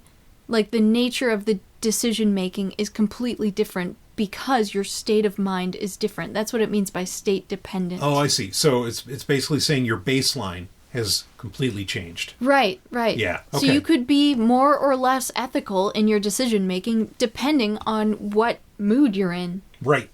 Okay, let's keep reading. Yeah. Hot-cold empathy gaps can be analyzed according to their direction. 1. Hot to cold. People under the influence of visceral factors, hot state, don't fully grasp how much their behavior and preferences are being driven by their current state. They think instead that the short-term goals reflect their general and long-term preferences. 2. Cold to hot. People in a cold state have difficulty picturing themselves in hot states, minimizing the motivational strength of visceral impulses. This leads to unpreparedness when visceral forces inevitably arise. They can also be classified in regards to their relation with time, past or future, and whether they occur intra or interpersonally. Number 1, intrapersonal perspective. The inability to effectively predict their own future behavior when in a different state. See also projection bias. 2, intrapersonal retrospective. When people recall or try to understand behaviors that happened in a different state. 3, so instead of intra now, it's interpersonal. The attempt to evaluate behaviors or preferences of another person who is in a state different from one's own. Okay, so next subheader is the visceral factors that you highlighted. Visceral factors are an array of influences which include hunger, thirst, love, sexual arousal, drug cravings for the drugs one is addicted to, physical pain, and desire for revenge. These drives have a disproportionate effect on decision-making and behavior. The mind, when affected, i.e. in a hot state, tends to ignore all other goals in an effort to placate these influences. These states can lead a person to feel, quote, out of control, end quote, and act impulsively. Do we want to read these areas of study? I don't think that that's necessarily as important as the first couple sections. Okay. All right. So we can skip that. So the visceral factors. So lay it out for me. Yeah, so visceral factors, as the article says, feelings like hunger, thirst, love, sexual arousal, drug cravings, and physical pain, desire for revenge. These are all, they're so primal. Mm-hmm. They're so deeply rooted within all of us. They are feelings that are, in a way, they dominate our subconscious. Okay. And that, I think, is kind of the essence of what this article is getting at, is that these visceral factors, if you're experiencing anything, this strong visceral urge of some kind that you feel physically, emotionally, it takes over your whole body. It changes the way you make decisions. So, for example, people might feel the impulse to... if they're feeling, for example, like sexual arousal, they'll make decisions based on that. Like, maybe they'll send some naughty photos that they never thought they would send. Oh, I remember that. Yeah. Please continue. Yeah, well, I mean, sending photos. Yeah, okay. Personal experience. Yeah. Okay. Right. And So from my personal experience, I would have considered that to be reckless behavior, something that is putting myself at risk because, well, what if these pictures get out of control, But that visceral urge, that sexual arousal is so powerful that it overcame that desire to be safe. Okay. So what I'm saying is, these visceral factors, they really do alter your state of mind in a way that you may not be able to predict when you're not in that frame of mind. Right. I kind of feel like this is a personality version of like the Overton window or something, where it sort of moves over here because of the present hot state, which I think that's what there are these visceral factors. Yeah, when you're in a hot state, you're experiencing a visceral factor of some kind. Right. So basically, when you are in a whatever normal is, who knows, you're going to work, you're doing your thing, and you just go through your day, ho hum, put the stuff in the bottle. I don't know.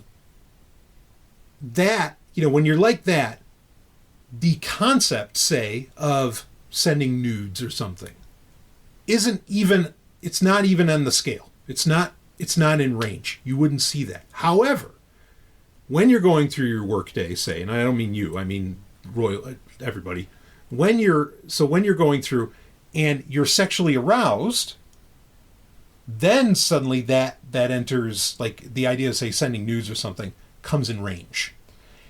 But you're not the same person? Like, am I hitting it? Tell me. What you were describing about a person going to work, they're just doing their ho-hum-drum job, that is the cold state that this is talking about. Okay. So, this is clever. I like this language. Yeah. So they tend to underestimate the strength, the motivational strength of the visceral impulses. So in a cold state, a person would think about, like, sending nudes as a risky behavior, like, oh, I wouldn't do that because they could be leaked online, and maybe I don't trust this person, or like maybe you just don't know. Yeah. So in a cold state, a person would think like, no, I'm not going to do that. That's not me. But then when you get into the hot state and start feeling that visceral sexual arousal, then it becomes more of an impulse, a desire, something that is out of your control. And it's more likely that you will follow that impulse, even though you predicted in the past that you wouldn't. Okay. So what, I mean, there's a lot to unpack here, but what struck you about this? What?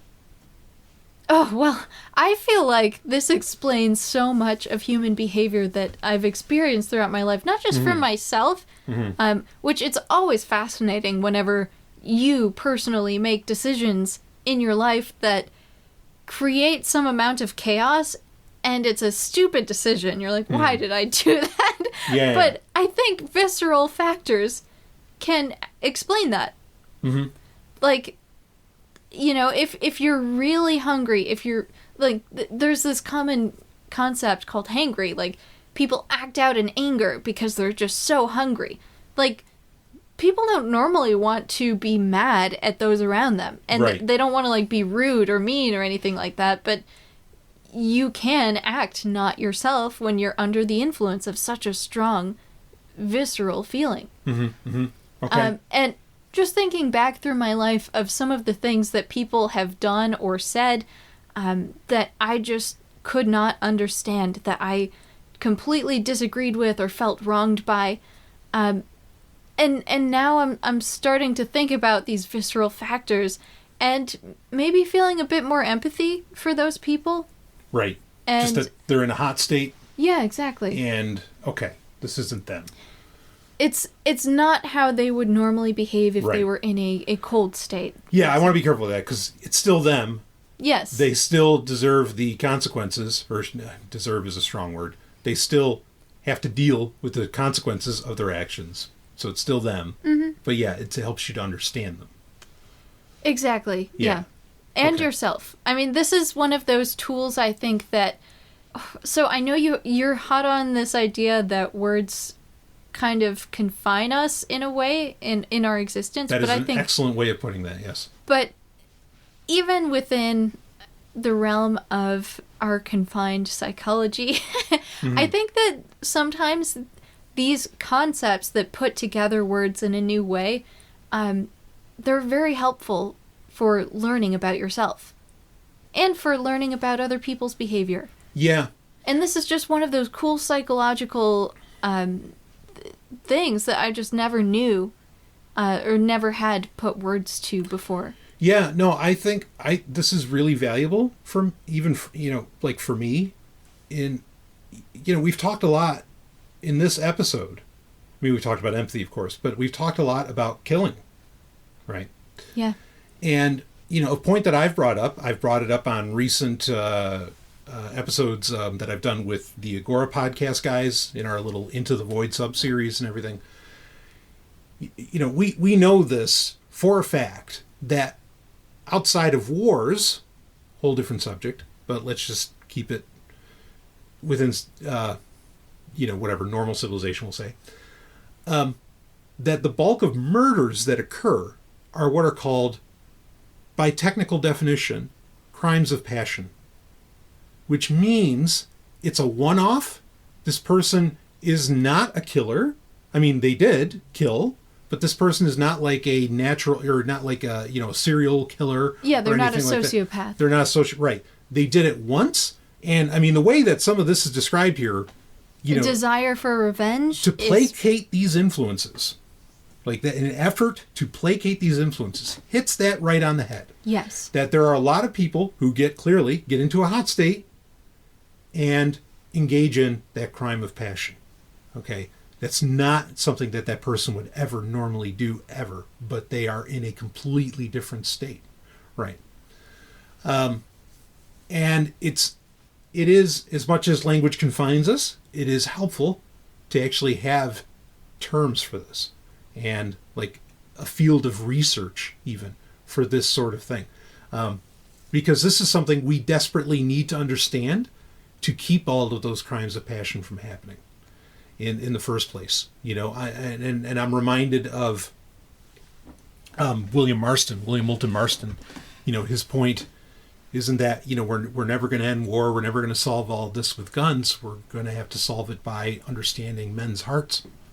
Right, and ultimately that comes down to knowing yourself. Yes, yeah. And this is another tool in the toolbox for understanding your own impulses, your own drives and desires and methods of decision making. Mm-hmm. Yeah, the current state that you're in. Even just being able to acknowledge, I am feeling very strongly the need for revenge at the moment. Mm-hmm. So maybe I shouldn't respond to that text message. Or I'm feeling very sexually aroused, so maybe I shouldn't be posting on social media. Yeah. You know, those sorts of things. The decisions that we make today are far different from, you know, what people have traditionally made, but a lot of our life is online now. Yeah, no, it's the classic thing of trying to create space between the moments of stimulus and response. Yes. And you recognizing that any stimulus can bring you into what could be called a hot state. I mean, it's powerful to have a name for that now. You know, to have control. I mean, this is the thing. You know, I say that language is it can be constricting. Names have a power. When you name something, you actually can control it. Okay? So language, and there's a fine line between language and names. I know people, that's a separate conversation to have sometime. And if someone wants to ask me about it, I'll do it for a Patreon Q&A. But there's a fine line. But having a name for something gives you control of or can give you control of the thing. And so when you suddenly understand, I'm in a hot state, you know, or I want to be in a cold state, you suddenly, you know, can control that because you have a term for for the sensation that you are feeling, for what's happening to you. And only you know you. You know, that's why I like this. I even like this idea of it being hot state and cold state, because it's not so much a judgment of what is the state. Or, you know, like, is it, I mean, you can feel, okay, it's a sexual arousal. Is it, you know, drug addiction? Is it, you know, this or that? Okay, you'll know that. But just giving a name for that, your consciousness is literally shifting. Yes. Is so powerful. And that can allow you to create more space, more time between the stimulus and response, which is what will allow you to. And so basically in that space, you can say, I'm entering a hot state. And once you know that, you can take action, you know, upon that potential coming hot state. And it will allow you, because you're able to name it and think about it, it's going to create, again, more time between stimulus and response. Very important. Yeah, I absolutely This is a powerful agree. tool. Yeah, this is amazing. Because I never thought of it this way, and I love it.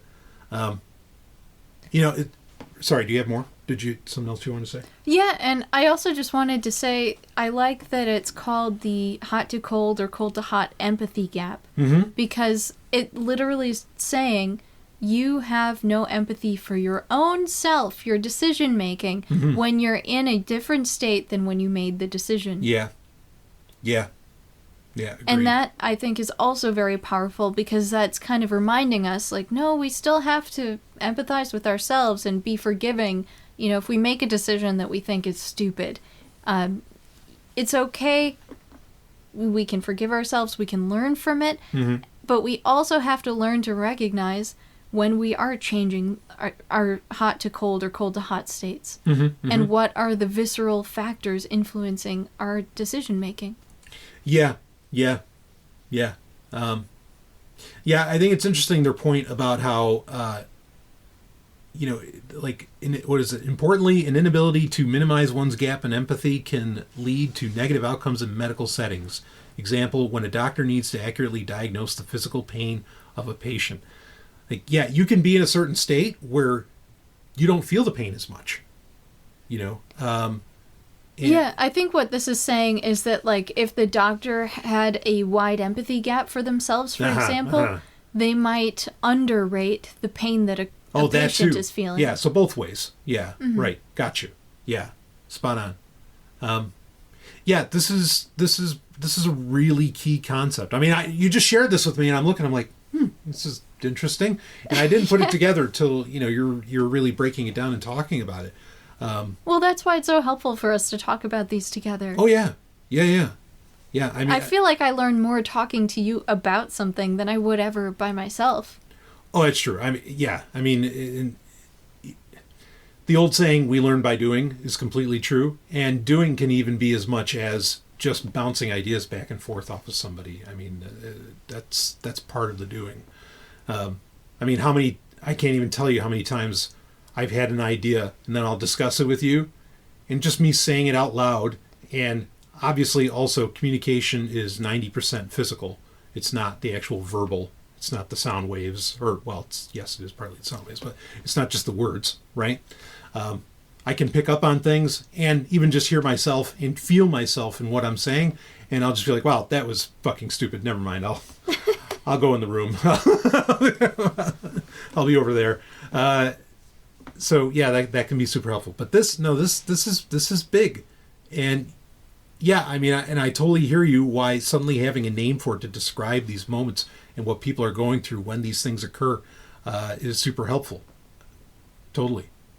Yeah. Even just knowing that there are things like visceral factors that can disproportionately affect decision making and behavior. Mm-hmm. I mean, that's incredible. I never considered. So at one point in my life, when many years ago, I lived with people who were drug addicts. Yep. And their behavior was very irrational. Very all over the board.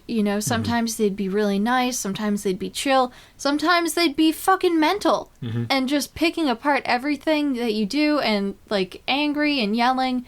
Yeah. And it was just very difficult to predict their behavior, unless if you knew that they were out of drugs, you could kind of predict what sort of scummy things that they would do to get the drugs. Yeah.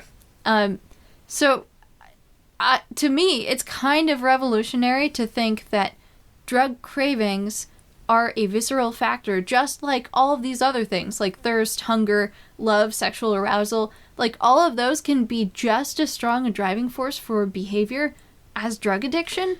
Yeah, well, I mean, these are all, biochemical reactions, or at Yes. least that's a part of it. And so, sure. I had just never put it into perspective like that. Yeah, or given it like a really great term. I mean, you can have, it's like, I think calling it a biochemical reaction isn't enough. Like, I love the idea of calling it visceral factors because, for example, eating chocolate creates a biochemical reaction, one that looks a lot like love, actually. But feelings and states of mind are more than just exactly. a chemical reaction. Right, that's what I'm saying. It's a whole body experience. Yes. Yeah. And so having more than that, like a term that is more than that, I think is really key. So that's visceral factors and hot and cold empathy gap, or, hot and cold states, I think is a great term to use. I dig it. Yeah, thanks. Yeah. I'm really glad we got to talk about this. Yeah. I mean, I can already, it's already added into your repertoire. My cerebral repertoire, in that I can feel myself already in, analyzing those moments, like, and I can even imagine moments where I'd just be like, oh shit, going into a hot state, and, Yeah.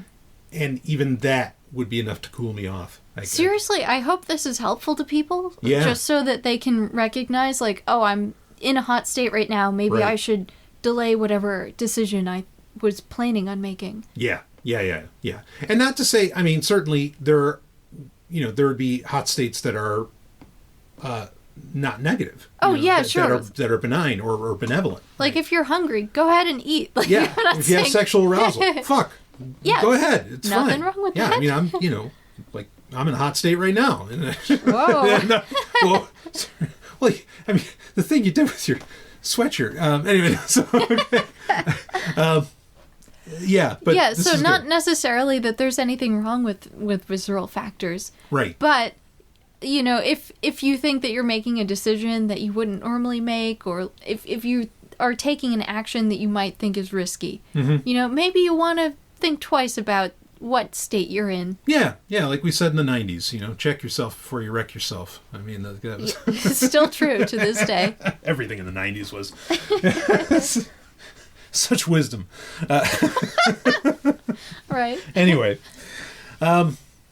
anything else on this? I think we just about covered it. I don't want to beat a dead horse here. Wow. Cruelty. Animal the horse cruelty. is already Nazi. dead. Sorry. Someone's going to cut that out. Can't say the N-word. Yeah. All right.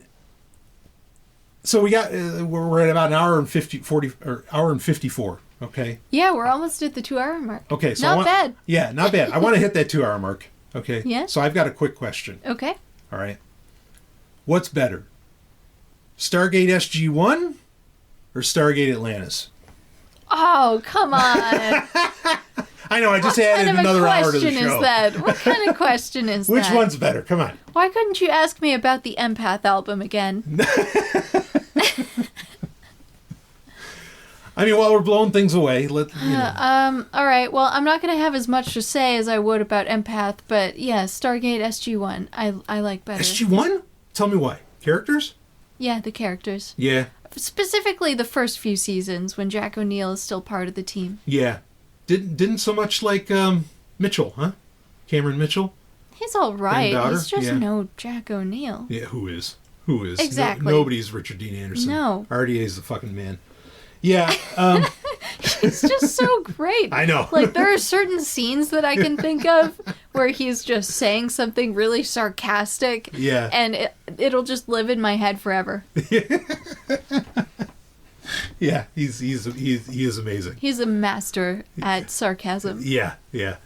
I was thinking about it, and because we're almost done with Atlantis. We're just a few episodes away from being finished, and then we'll get into watching Stargate Universe. And I was thinking about it, and I'm like, yeah, like, okay, Atlantis has.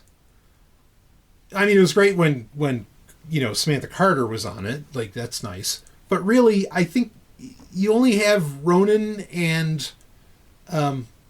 Taylor's a great character. Yeah, Taylor's great. I was thinking that too. But I mean, you have Ronan, Taylor, and McKay, and like I mean, I like John Shepard, but I sort of feel like he's just Colonel O'Neill light. He's just a dude. I mean, there's nothing special about him. Right, and he doesn't really have the same swagger and just charisma that RDA had. And he's not as funny. No, not as funny. Yeah. I mean, he does have his own funny moments. Yeah. But nobody can live up to that.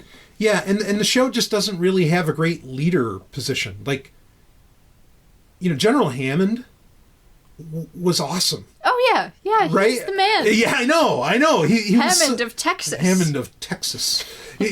Imagine me rubbing a bald head. Yeah, I mean, because every time he'd come back, like when he'd come back in like Continuum, or in later seasons at little points, and he'd just have like a guest role, you were just like, fuck yeah, man, it's General Hammond, all right. And you just don't get that with any of the leaders of Atlantis, minus Carter, of course. But yeah, you just have so many goddamn great characters in SG-1.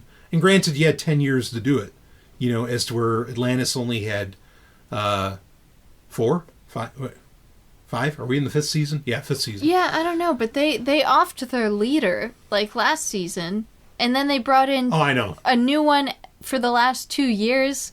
It just doesn't allow... Now you have Woolsey. Yeah, exactly. It doesn't allow enough time for you to form connections. Yeah. I mean, there's a lot of cool stuff. Like, I like Atlantis as a setting.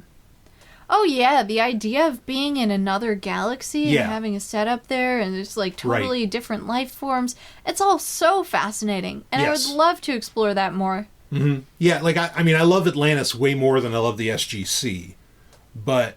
I feel like this show just keeps setting up villains to take them down. Mm-hmm, and it's kind of boring. It's like, okay, so you took out the replicators, and now what? Oh, now you gotta go take out the Wraith. Yeah. It's like, why can't you just stop pursuing your enemy and, like, just fucking explore the universe? Yeah, right.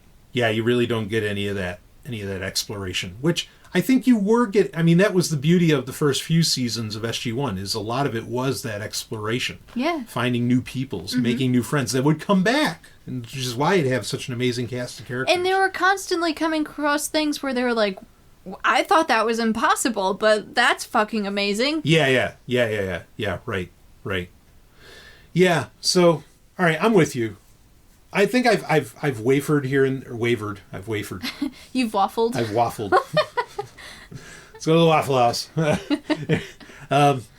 No, I've wavered here and there where it's like, no, I don't know, maybe Atlantis was better, but then I'm like, no. I mean, and Daniel Jackson's like just the shit. Oh my gosh, yes, Daniel Jackson was my second favorite character, Yeah. of course. Yeah. He's so cool. Yeah. Yeah. I mean, he's been a personal hero for so long for me. Yeah, he's a nerd in the true sense of the word, Yeah. but he doesn't have the same social anxiety that McKay has. Right. He can be just as sarcastic as Jack O'Neill can. Yes. Yeah.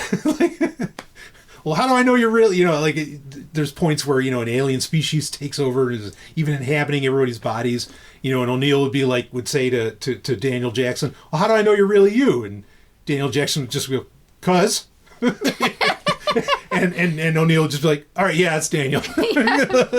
Yeah, that's the other thing, is that they formed such a close bond. It Yeah. was really Yeah. beautiful to see that unfold, too. Like, even when O'Neill was being held prisoner by one of the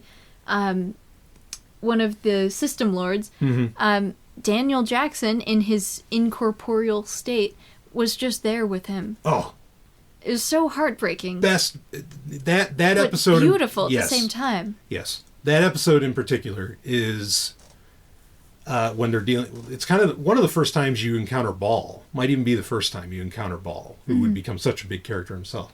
I mean, that's what made the show for me. Like, and especially Richard Dean Anderson's acting in that was... Oh, fuck, man.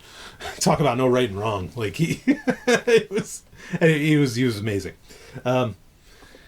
Yeah, okay, I'm with you. I mean, I feel like Stargate ultimately is just science fiction remix. Like, you could call the show, really, you could just call it science fiction remix, because it just takes everything and just mashes it up. Like, Atlantis is really Deep Space Nine, in my opinion, and they've just brought in so many different elements and so many great guest stars as well. Yeah, okay, but I'm with you, and I don't think anything coming in the last few episodes of Atlantis is going to change your mind. So it's part of the reason I wanted to ask this here.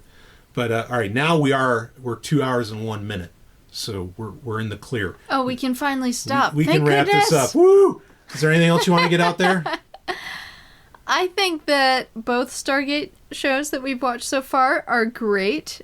I'm not complaining about Atlantis. Yeah. I still think it's a worthwhile show to watch. Probably not as much as Star Trek, but that's, just my personal opinion. Yeah, okay. Anyway, if you've never watched Stargate, give it a watch. Recommended. Yeah, highly recommended. By Ellen Sovryn. There you go. Yep, I would still, again, put Star Trek in front of that, and before Star Trek, maybe even Babylon 5. Of course you would. Don't... No, this is a maybe. It's a fact of life. Yeah, okay. All right. Yeah, no, that's fair. I like that ranking. That's good. Thank you. That's good. Okay. So, we've got all that. And, oh, you're just looking... Yeah, we've got all that and a bag of potato chips. And don't forget... Do we have potato chips downstairs? Well, we just ate pizza before doing this show. And that was good.